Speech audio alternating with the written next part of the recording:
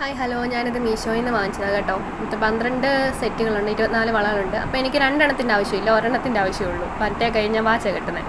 അപ്പോൾ അതിലില്ലാത്ത കളറുകൾ ഈ നൂല് വെച്ച് ചെയ്തെടുക്കാമെന്ന് വെച്ചു. ഇത് ഞാൻ നമ്മുടെ ഈ നൂലൊക്കെ കിട്ടുന്ന കടയിൽ നിന്ന് വാങ്ങിച്ച എംബ്രോയ്ഡറി നൂലാണ്. പഠിക്കാനുള്ള നൂലെന്ന് പറഞ്ഞാൽ അവർ തരും.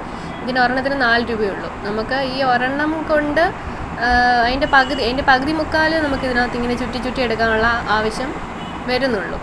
ഇത് നമുക്ക് ആദ്യമായിട്ടൊരു കെട്ടിടുക, പിന്നെ കുറച്ച് പശയൊക്കെ തേച്ചിട്ട് അതിങ്ങനെ ചുറ്റി എടുത്താൽ മതി. ഇതൊക്കെ എല്ലാവർക്കും അറിയാവുന്നതായിരിക്കും. ആരെങ്കിലും അറിയാത്തവരുണ്ടെങ്കിൽ അവർക്കൊരു ഹെൽപ്പ് ആവും. ഇത് നമുക്ക് വേണമെന്നുണ്ടെങ്കിൽ നിങ്ങൾക്ക് ഈ ചുറ്റുന്നതിൻ്റെ മണ്ടയ്ക്ക് ഈ സ്റ്റോൺസ് ഒക്കെ കിട്ടുമല്ലോ വാങ്ങിക്കാൻ, പല കളറിലെ ആ കളറിലെ സ്റ്റോൺസ് വാങ്ങിച്ചിട്ട് ഇതിനെ മണ്ടയ്ക്ക് നമുക്കിങ്ങനെ ഒട്ടിച്ചെടുക്കാം. എനിക്ക് ഈ പച്ച കളറല്ല, നല്ല കട്ടി പച്ച കളറാണ് വേണ്ടത്. അതുകൊണ്ടാണ് ഞാൻ ഈ പച്ചയുടെ മണ്ടയ്ക്ക് മറ്റേത് ചുറ്റി എടുക്കുന്നത്. ഇതിങ്ങനെ അടുപ്പിച്ച് ചുറ്റി എടുത്താൽ മതി.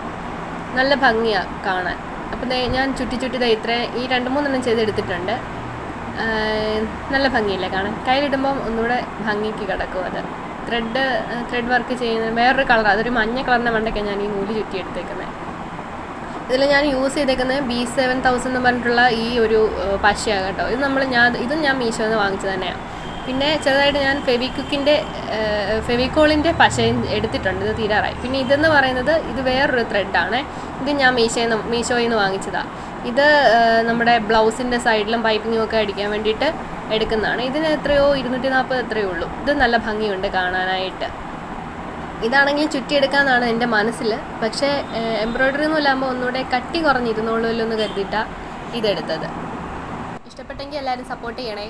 Thank you.